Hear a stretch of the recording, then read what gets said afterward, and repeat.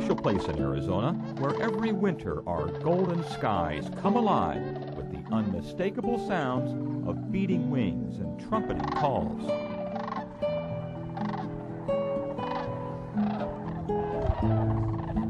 This is the Cibola National Wildlife Refuge. Located in Arizona, it sits a few miles south of Blythe, California, in the floodplain of the lower Colorado River.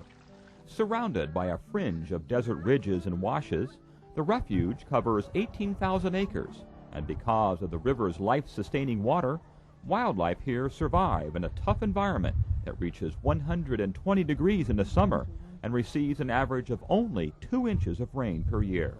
Historically, this area used to flood, and with the dams that have been placed on the Colorado upriver, the area no longer floods.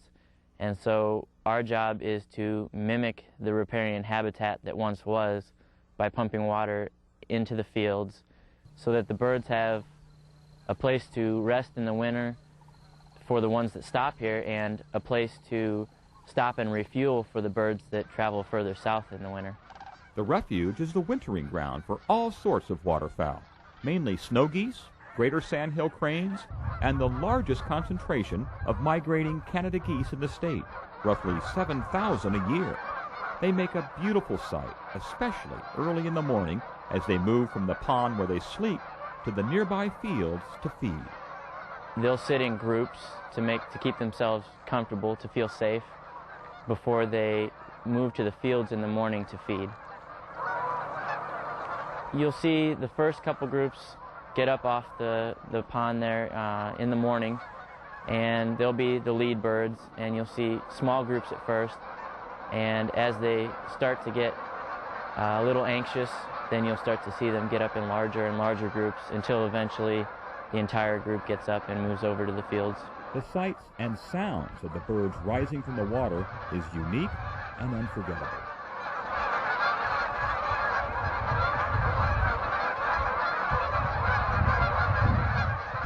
Although the Canada geese far outnumber all the other waterfowl, the snow geese are some of the loveliest birds to watch. That bird is a very beautiful bird. It's quite different from the Canada. They are smaller.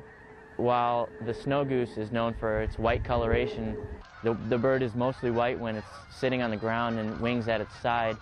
When you see them in flight, you see a white with flashes of black as their wingtips are flapping. You can see the black on the underside of their wings. Now, the sandhill cranes, once they get situated in the fields, it's time for the males to strut their stuff, just to see if any females might be interested, and to let other males know whose territory this is.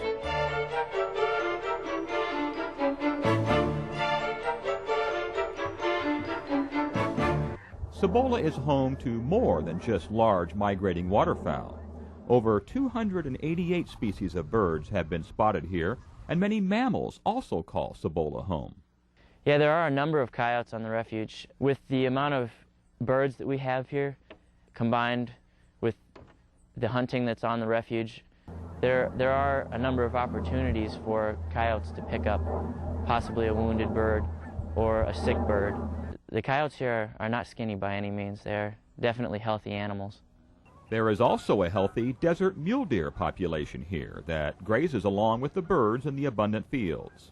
This herd seemed especially curious about us and kept coming closer and closer to our camera.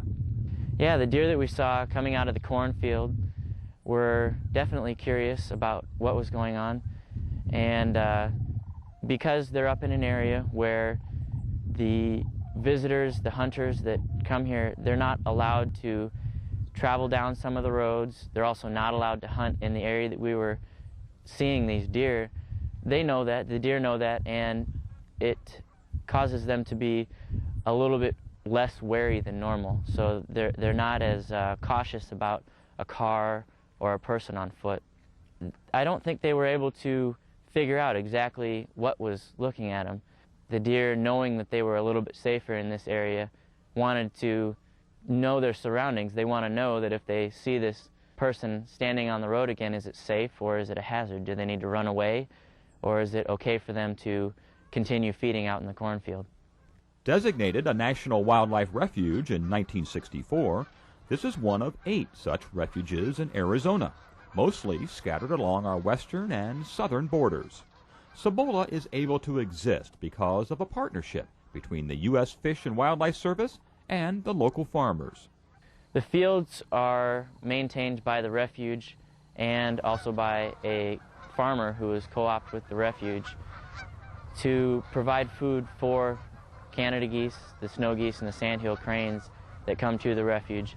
Without the farmers' help and the workers at the refuge here, there wouldn't be such an abundant source of food for the animals. There are many recreational opportunities for people who want to visit the refuge. Displays and interpretive information are available at the Visitor Center, and from there you can take a 3-mile auto loop tour that will give you plenty of chances to see and photograph the birds. They're able to see the birds pretty close. The birds tend to feed and rest in the fields within the loop, and it allows our visitors to get some really good photos and a really good experience of what it's like to see these birds in their natural habitat. Once they're done with the auto loop, they can get out and stretch their legs a little bit on our nature trail. And our nature trail is a 1-mile loop that allows the visitors to get real close to the birds that are still on the pond and get some very good photos and just absorb the beautiful surroundings, the cottonwood trees, the songbirds, the flycatchers, to be able to enjoy the sounds as well as the sights.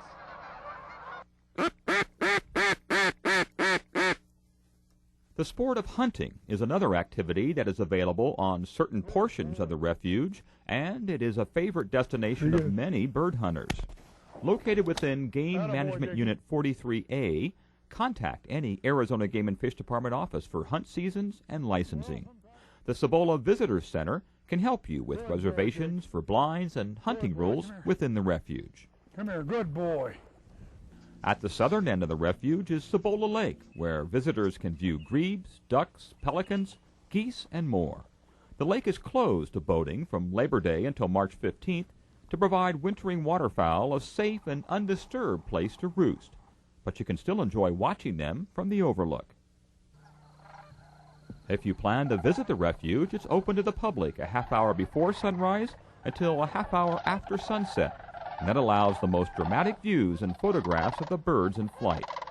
Cibola gets its name from the legendary 7 cities of gold that brought the Spanish conquistadors into North America over 500 years ago. The mythical gold was never found, but this land holds an even greater treasure, a refuge for so many types of wildlife, and quite possibly a refuge for the human spirit as well.